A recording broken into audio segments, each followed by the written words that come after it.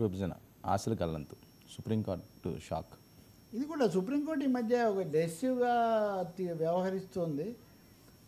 రెండు తెలుగు రాష్ట్రాల్లో నియోజకవర్గాల పునర్విభజన జరగాలి, ఇక్కడ ఒక 50 అక్కడ ఒక 50 సీట్లు రావాలి, ఇట్లా వస్తాయి అనేది చాలా కాలంగా ఊహాగానాలు, కథలు.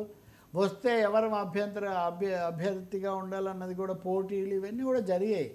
దానికి తగినట్టే రాజకీయ పార్టీలు కూడా తమ వాళ్ళను ఆశావహులను సంతృప్తిపరచలేకపోవడం వల్ల ఇదిగో సీట్లు పెరిగితేనే వస్తాయి అని చెప్పడం తెలంగాణలో ఎక్కువగా జరిగింది. ఆంధ్రాలో కూడా చంద్రబాబు నాయుడు కూడా చాలాసార్లు చెప్పారు.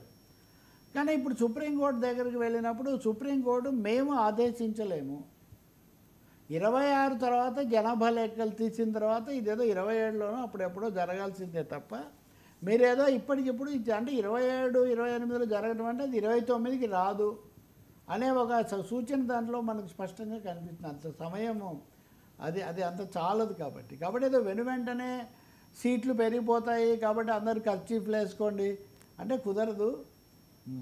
ఒకటేమో అసలు ఎన్నికల సంఘం పరిధిలోది, పార్లమెంటు ఆ విధమైన తీర్మానం చేయాలి, దానికి రాష్ట్రపతి ఆమోదం చెప్పాలి, దాన్ని రాజ్యాంగబద్ధంగా చేయాలి.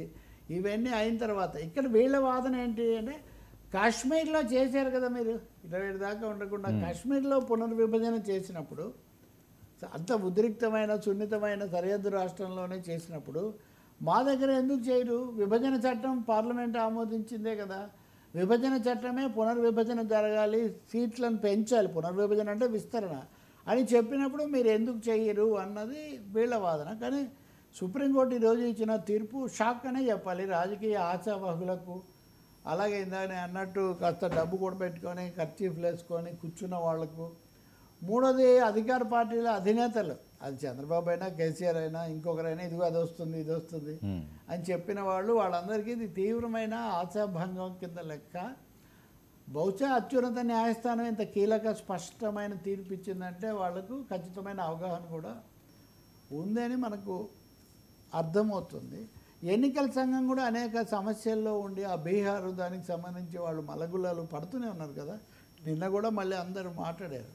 కాబట్టి ఈ సమయంలో ఎన్నికల కమిషన్ కూడా కొంత రిస్క్ తీసుకోకూడదు, వివాదాస్పద అంశాలు వాయిదా వేద్దాము అనే పద్ధతిలో వాళ్ళు ఉన్నట్టుగా ఉన్నారు. దీనికి ఒక ముక్క చెప్పాలంటే వర్మ, బీజేపీకి కేంద్రానికి రాజకీయంగా అనుకూలంగా ఉన్నప్పుడే ఈ పునర్విభజన చేస్తారు తప్ప ఏదో చట్ట ప్రకారం చేయాలి అనే ఆలోచన అయితే వాళ్ళకేమీ లేదు. దానికి సాంకేతికంగా అంటారా 100 కారణాలు చెప్పచ్చు.